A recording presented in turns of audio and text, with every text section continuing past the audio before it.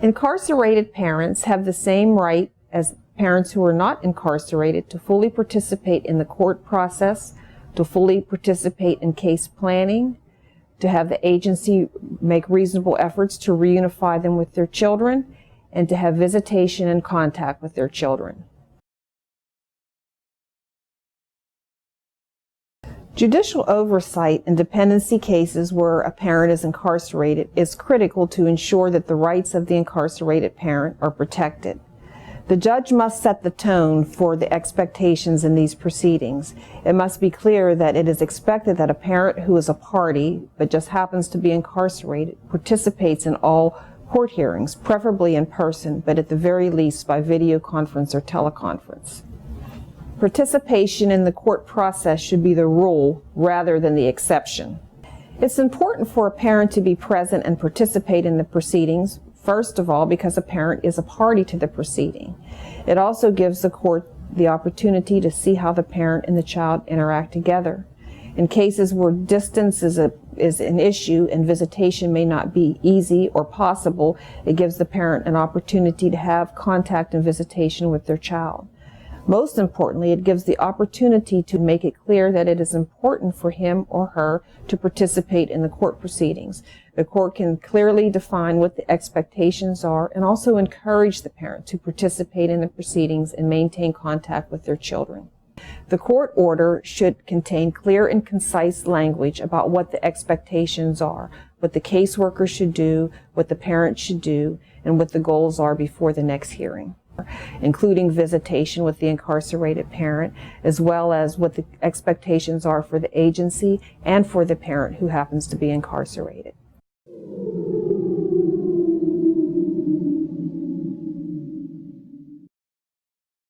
The court should expect the county solicitor or the attorney that's representing the agency to understand and apply the overarching principles that incarcerated parents are really the same as parents who are not incarcerated, except for where they're living at the particular time. The county attorney should make sure that the family service plan has reasonable and obtainable goals, and they should require that the agency caseworkers comply with the court order and make sure that visitation is occurring and that anything else that has been put in the court order takes place.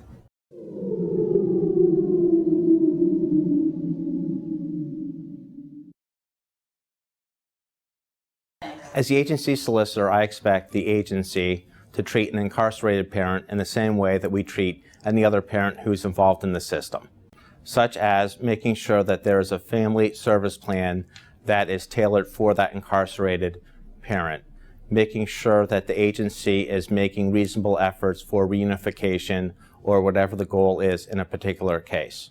When we're talking about a family service plan and tailoring that for an incarcerated parent, what we're really talking about is making sure that the parent is having some type of visitation or contact with the child, making sure that the incarcerated parent is engaged in whatever type of programming may be available through the prison where they're incarcerated. It is really important for the agency not to forget about utilizing family group decision-making and family finding when dealing with an incarcerated parent. There are many ways that family group decision-making can assist an incarcerated parent, such as devising a visitation plan, coming up with ways for an incarcerated parent to have continued contact with the child. And also, you can't forget about family finding and utilizing family finding along with kinship to ensure that there are family members who are also supporting the child while the parent is incarcerated, and also looking for permanency for the child through family finding. It is absolutely imperative that the caseworker and the agency work with the incarcerated parent in the same way they would work with any other parent. This includes communicating with the incarcerated parent. The best practice is to go to the prison where the person is incarcerated, sit down with them, go through all the material with respect to the family service plan, go through an exercise with respect to family finding, and to ensure that all of the incarcerated parents' needs are being provided to that person. It is the agency solicitor's responsibility to ensure that the agency is aware of all of the resources that a prison would have to offer, such as what the visitation policy is. The agency should also know who a particular parent's counselor is so that the agency can communicate directly with the counselor to ensure that the incarcerated parent is receiving all of the programming that is available. And it goes without saying that the agency should also be aware and have knowledge of the programming that would be available to a particular person while they're incarcerated. It is also important that the agency communicate with the counselor and the incarcerated parent to determine when the incarcerated parent may be getting out of jail and what re-entry programs may be available for them. In many instances, the incarcerated parent may be some distance from where the child is located. While the best practice is to devise a visitation schedule that would allow for the child to personally visit with the parent, in some cases that might not be able to happen as frequently as we would all like. In those cases, the family service plan should be tailored so that the parent would be charged with writing to the child by sending cards and letters a few times a month. One of the duties of the agency solicitor is to make sure that your client, the agency, is prepared for court. That requires the agency solicitor to spend time with the caseworker and supervisor and whomever else from the agency to make sure that the family service plan and the last court order has been followed by the agency and by all the parties. One of the other issues that must be resolved prior to going to court is for the agency to determine procedurally where the incarcerated parent is in the criminal system.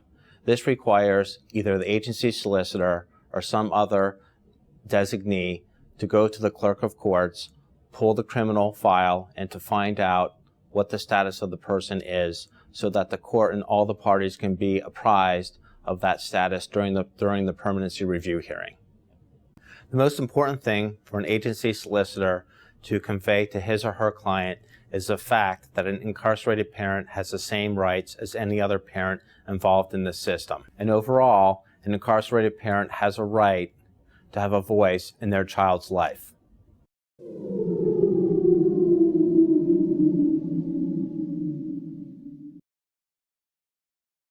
The court should expect and require the parent attorney to meet with the incarcerated parent before every hearing. The parent attorney should discuss with the parent's wishes and desires about visitation, about placement of the child, and any other issues involving the child. The parent attorney should explain and make sure that the parent understands the timelines under the Adoption and Safe Families Act so that they clearly understand that time is critical when trying to reunify with their children. Additionally, the parent attorney should discuss with the parent the family service plan, whether they're included in the family service plan, and try to ascertain what services they can work on while they're incarcerated. The parent attorney should insist that the family service plan contains achievable goals for the parent, and they should also insist that the family service plan be revised at the time the parent is discharged from incarceration.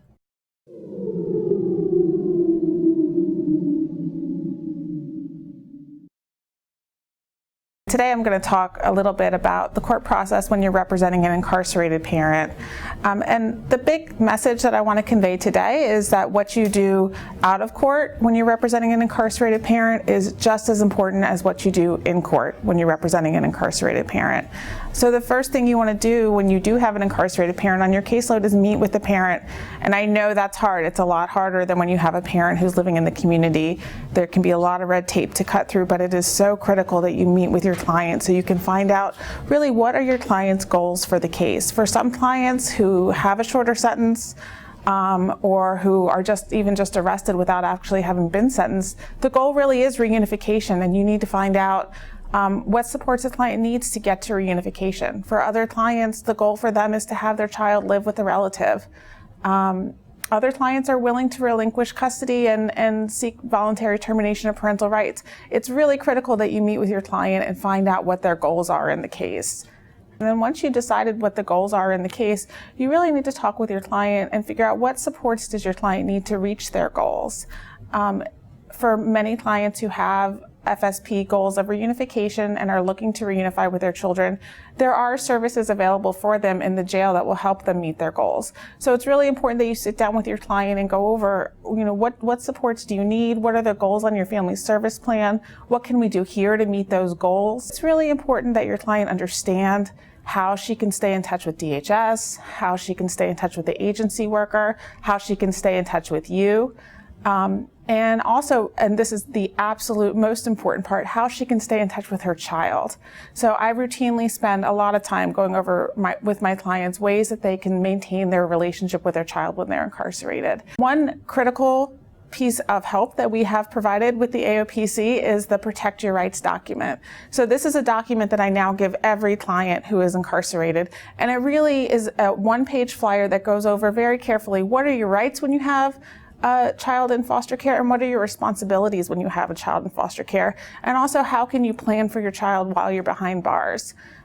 So that document is something that I use all the time, and I would make sure you hand that document to your client and go over it and make sure your client understands it. Another really critical piece of client counseling is that you go over ASFA timelines. Your client needs to understand that the time she has to reunify with her child is limited. She only has 15 months. If 15 months have come and gone, we need to start looking at what are our other options for this child. It's also really important to meet with your client and go over potential kinship resources. Make sure your client is aware that her kid will do better in kinship placement and could have a better permanency outcome if she can get her child into kinship placement.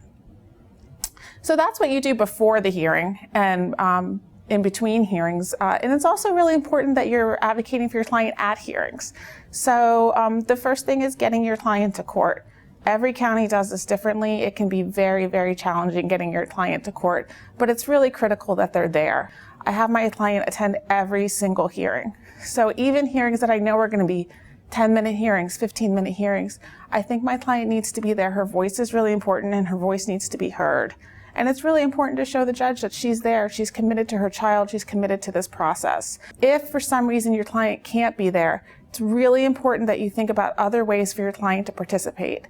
So a number of courts will allow phone participation. There are a few places I think that will allow video conference participation, which is excellent. And sometimes phone participation, video participation, in-person participation are not possible, and that's where your advocacy is even more important. It's even more important that you get in there and tell the court your client's story, what your client wants, what your client's concerns are, how much progress your client has made, and what your client's goal for the case is. You need to counsel her on what her rights are while she's incarcerated. Parents who are incarcerated retain the right to make very important decisions about their children. For instance, a parent who's incarcerated has a right to participate in educational decision-making for her child, in medical decision-making for her child. Another really important thing to counsel your client about is that she should have a role in where her child is placed. She should be able to recommend kinship placements for her child. If there is a relative or a family friend or anybody else with a significant connection to the family, the client should make sure Children and Youth is aware of that person and that that person may be willing to take custody of the child. Research is very clear at this point that regular visitation is the best possible predictor we have of successful parent-child reunification, and that's no less true for incarcerated parents. It is critical that incarcerated parents are able to visit with their child, especially when the goal in the case is reunification. In some cases, it's very easy to get visitation arranged, and in some cases, it's not. In some cases, there are very real barriers to visitation, like logistical barriers, and then in some cases, there's real reluctance on the part of the court to send children to correctional facilities. So one thing I think is really important as a parent attorney is that this is your opportunity to educate all the players in the case about what is the child's experience going to be like when visitation occurs. For a number of children who go to visits at the jail, the experience is not as scary as you might think from watching HBO. Actually, a lot of these facilities are child-friendly. A lot of these facilities offer contact visits with the parents. For a lot of children, it's the experience of, it seems like going to a gymnasium or a big lunch hall. And then the other thing is to really advocate vigorously for as much visitation as your client can possibly get. But the regulations require once every 2 weeks at minimum, but if a client's incarcerated very close to the family, I don't see why you couldn't request more. I frequently request weekly visits from my incarcerated clients. Every county and every state facility has their own rules about what visits look like, and this is where I say your out-of-court advocacy is just as important as your in-court advocacy. Sometimes there are real barriers that are coming up in your cases that are preventing your client from having a visit that are problems that you can address. In my county, I've been able to develop a relationship with our county warden and our county prison commissioner, and those relationships have been incredibly valuable in troubleshooting and solving problems. The family service planning process is absolutely critical. During the family service planning process, goals are going to be set for your client for what she needs to accomplish to reunify with her child. It's really important that you're at the table for those talks and that your client is at the table for those talks, if at all possible. It's really important to advocate for your client to have goals on her family service plan that are reasonable, that are attainable while she's incarcerated. And then to encourage children and youth to modify and revisit the FSP when your client gets out. It doesn't make sense to have a goal of finding permanent housing for a client who's currently incarcerated. They're not going to do that while they're incarcerated. They're going to work on that when they get out. So why not have an FSP that reflects what your client can actually do while she's incarcerated, and then revisit the FSP once she gets out so you can start looking at what other goals are there for your client and what else does she need to do to reunify with her child. A few best practices for representing an incarcerated parent. The first thing is make sure your client's voice is heard. Get your client to court if at all possible. The next thing is to ensure that your client is able to have contact with her child. Request visits and be familiar with the facility that your client is at. Find out what do visits look like. Find out what are the limitations on visits. Find out what are the rules around correspondence, what are the rules around phone calls. Be sure to share that information with everybody on the case, including the judge. Really participating in the family service planning process and ensuring that the goals that your client has on her FSP are reasonable and that they're attainable while she's behind bars. Ensure that once she is released, the FSP is updated and modified to reflect goals that she could actually achieve now that she is released from jail.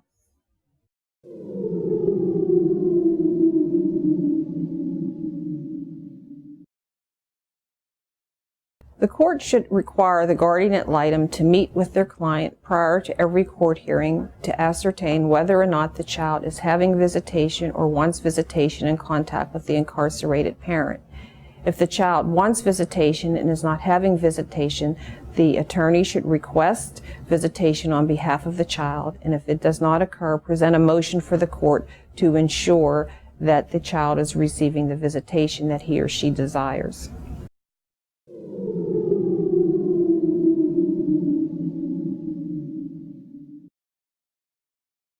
I'm Eleanor Bush. I've been a child welfare attorney for about 20 years. Started out representing individual children in dependency cases, did that for about 8 years, and then moved on to supervise guardians ad litem for children in a large county. Right now, I'm the legal training division manager for Pennsylvania's statewide adoption and permanency network. What I'd like to do first is remind us of the role of the GAL for the child. So when we're appointed as GAL for a child in a dependency case, it's our job to represent the child's legal interests and their best interests. Children have a legal interest in having a relationship with their parents, and that includes parents who are incarcerated. So we need to recognize that and understand right from the start that it's part of our job to ensure that that child's legal interest is advanced. Now, what about best interests? I think what we've learned from the experts who've taught us is that we should assume that it's in a child's best interests to have a relationship with their parent who is incarcerated. For some children, that's maintaining a relationship that they've already had and that is incredibly important to them. For some children, it may mean helping to establish a relationship that they haven't had an opportunity to build yet. But either way, our starting point should be the belief that it will serve their best interests to have that relationship with the incarcerated parent. And then, of course, it is extremely important, essential, that every time we go to court on behalf of our client, we have talked to the child, we have asked them, what do you want? Because part of the GAL's job is to communicate the child's desires to the court, even if that's not what ends up happening. So always, always, our starting point is communication with the child. If you're meeting with your client and they have a parent who's incarcerated, one of the things you'll want to do is just find out about their relationship with that parent. So tell me about your dad. Tell me about your mom. If the child was living with that parent, tell me what that was like.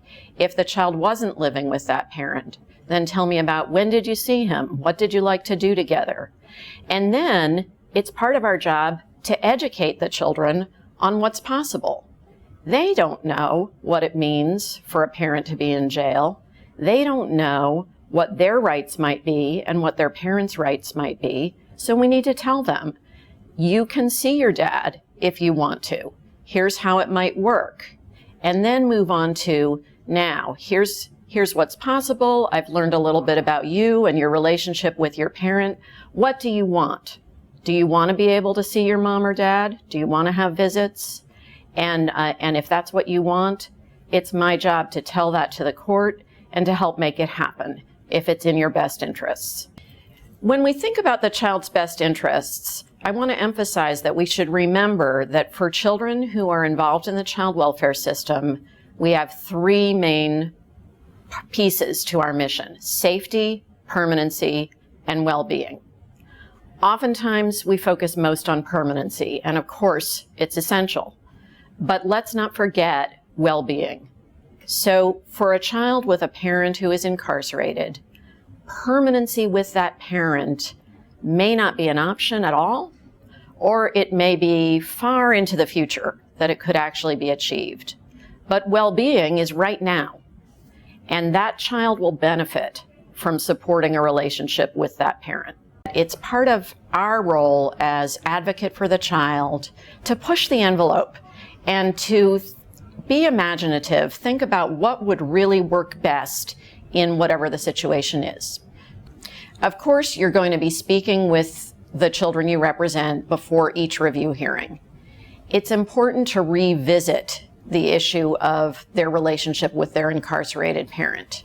It may be that visits have not been occurring or that a child hasn't been particularly interested in having a relationship with the incarcerated parent, and that can change.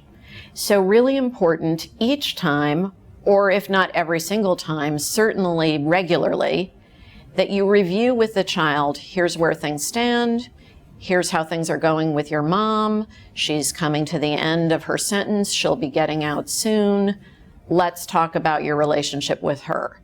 What are you thinking now? Do you want to have visits? We haven't had them before. Should we do it now?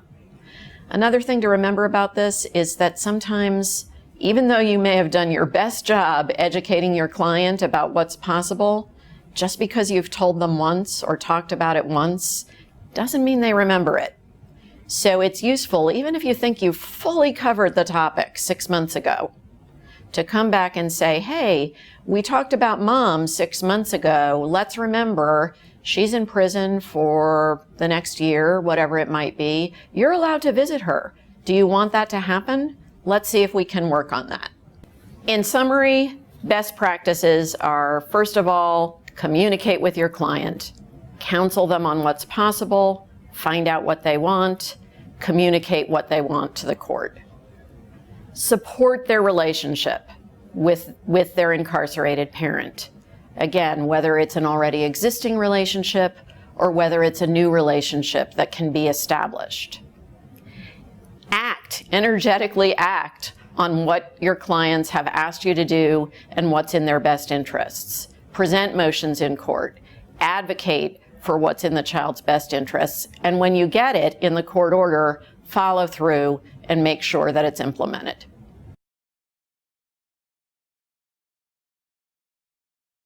Good morning, everyone. We're here in the matter of Sarah and Carly Parks. The docket numbers are 534 and 535 of 2014. The children are currently placed with the maternal aunt, I believe, in kinship foster care, and this is the adjudicatory hearing. I find that the stipulated facts established by clear and convincing evidence that the children are dependent pursuant to subsection 1, specifically mother is incarcerated at this time and cannot care for the children. The whereabouts of the father is unknown, and he is not available to care for the children at this time as well. All right, we can proceed with the dispositional hearing. Ms. Lerman? Did the agency establish family service plan goals for her? We did. Okay, and what are those goals? They are drug and alcohol, parenting and visitation, and also to contact CYF within 72 hours of her release. Oh, and also to follow through with any terms of release. And you indicated that visitation is a goal. Is that correct? Yes, visitation is a goal. And has there been an established schedule for visitation? I've looked into it through the jail. She could have visits at the jail twice a month. An adult would have to bring the children, and those visits would be contact visits. And in regards to an adult needing to be present, has the agency determined who an appropriate adult would be? The aunt has indicated that she would be willing to transport the girls. So aunt would supervise and then also provide transportation, is that correct?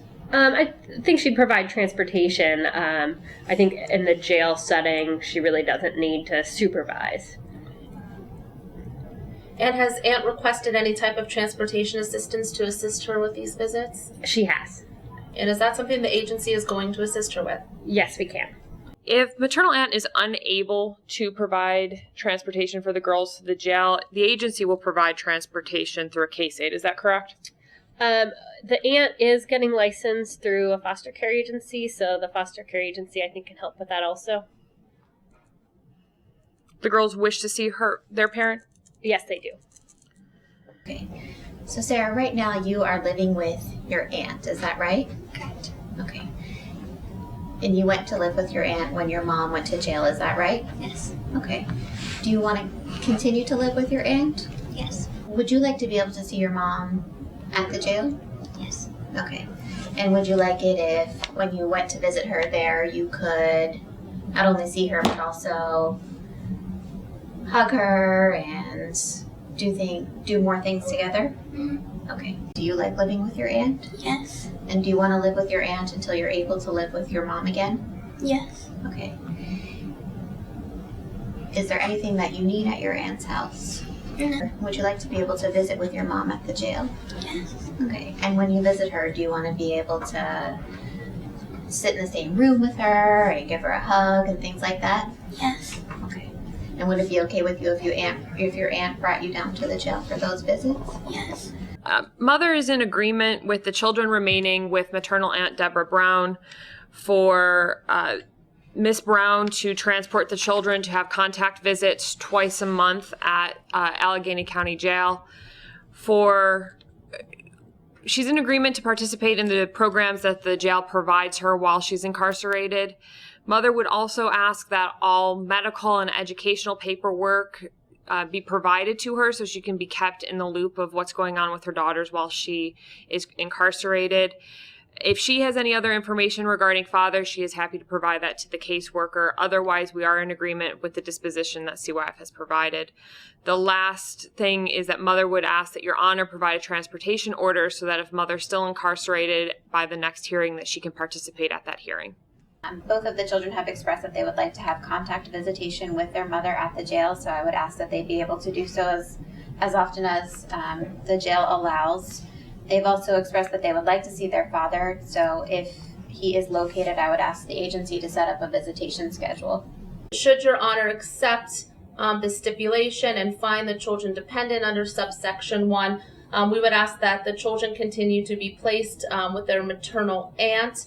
The agency has already indicated that they will provide a clothing allotment and a dresser to the maternal aunt to assist with the girls. We're also asking that visits are arranged through the maternal aunt, as she's indicated that she will provide transportation for said visits. We're asking that mother follow her FSP goals while she remains incarcerated, and father to contact the agency. All right, I've already determined and accepted the stipulations and found that the children are dependent. So I will order that today they remain in the kinship care of their maternal aunt, Deborah Brown, and that this placement be converted to a regular foster care placement. The agency is to refer Ms. Brown for foster care certification, and they should ensure that she is certified and receives foster care funds retroactive to the date that the children were placed in her care.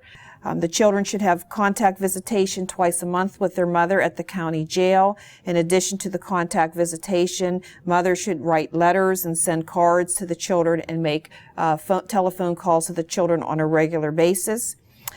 For right now, the maternal aunt has indicated that she is willing to transport the children to the visitation, but CYF should assist her with providing her with a gas card so that she has sufficient gas to get there. If for any reason the maternal aunt is unable or unwilling to transport the children to the visitation, then either the foster care agency or the Children and Youth and Family Services agency shall be responsible for transporting the children to the visitation.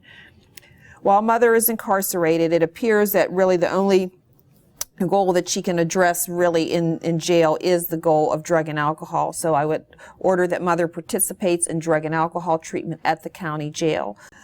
Parents still retain the right to make educational and medical decisions for the children, and that includes a parent who is incarcerated. So the agency should forward any information to mother. They can do it through her counsel, or if they have a means of contacting mother through her counselor or other person at the jail, they should do that as well. I will issue a transportation order for mother to be transported to the next hearing so that if she remains incarcerated, we know that she will be brought to the next hearing. We'll set a 3-month permanency hearing in front of me. Any questions? No, Your Honor. Is anything that anybody's requesting that I haven't mentioned? All right, then we'll see everyone in 3 months. Thank you.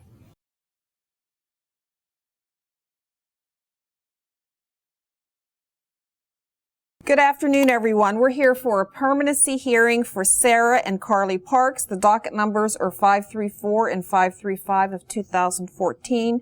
The children are in the care of the maternal aunt, Deborah Brown. The permanency goal is reunification, and the children have been in care for 3 months. Miss Lane, are the children still placed with the maternal aunt? They are. And have you had the opportunity to visit the maternal aunt's home? Yes. And do you have any safety concerns in regards to their placement there? I don't. The children are doing very well in her care. And at the last hearing, the children were ordered to have contact visits with their mother at the jail 2 times per month. Is that right? Yes. And do you have any information in regards to whether or not those visits have occurred? Yes, we did provide the aunt a gas card because she needed assistance to transport the girls. She took them to the first visit. And then she started having issues with her car, and she has not been able to take the girls since then. And when did you obtain this information? A few weeks ago. And so at this point, is the maternal aunt able to provide transportation for these visits? Not until her car situation is resolved. Are there any other options in regards to transporting the children for these visits? The aunt was licensed through a foster care agency, and they can assist with that. And is that something that the agency can coordinate? I can speak with them. You were present at the last hearing, is that correct? Yes, I was. And you heard the court order that addressed visitation at the jail, is that accurate? Yes. And that court order states that if the aunt, for whatever reason, is unable to provide transportation, the foster care agency or CYF is to assist with that. Is that accurate? Yes. And you did not do that, correct? Well, I didn't learn of it until just a few weeks ago. And I did tell the foster care agency. Okay. And we can agree that it's in the best interest of the girls to have contact with their mother. Is that correct? Yes. Are you aware if mother's been receiving any medical or educational documentation for the girls? I don't know. All right, well, after our hearing in this case, I find both mother and father to be fully compliant with their FSP goals. Father doesn't really have any issues, but he is maintaining contact with the children and he is maintaining contact with the caseworker. Mother is working on her drug and alcohol treatment, and that's really about all she can do right now. I guess the issue for the court is that the children have not had the visitation that was court ordered with their mother. At the last hearing, they expressed a desire to visit mother, and we all agreed that it was in their best interest to do so.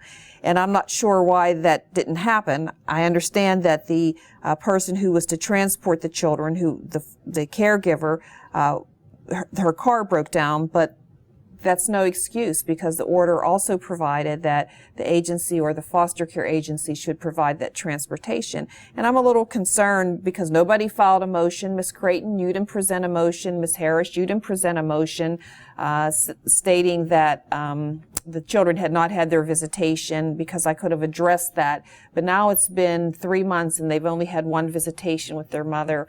And I'm sure that that is not in their best interest. And the agency, I don't know why you just found out in the last 3 weeks, so you need to maintain better contact and communication with the foster parent, the children, so that we can remedy this. That being the case, I will order that they have contact visitation twice a month at the county jail with their mother. The agency or the foster care agency shall provide the transportation. I'm going to relieve the maternal aunt of that obligation because I think it's just too difficult, and if her car breaks down again, then we'll be in the same situation. All services for the children should continue, and I will issue a transportation order for mother to come to the next permanency hearing, which will be in 3 months. Is there anything else that anybody's requesting at this time? All right, that will conclude the hearing. Thank you. It was hard as far as going down to the jail and them saying that CYF never sent the paperwork over, the courts never sent the paperwork over as far as them having contact visits.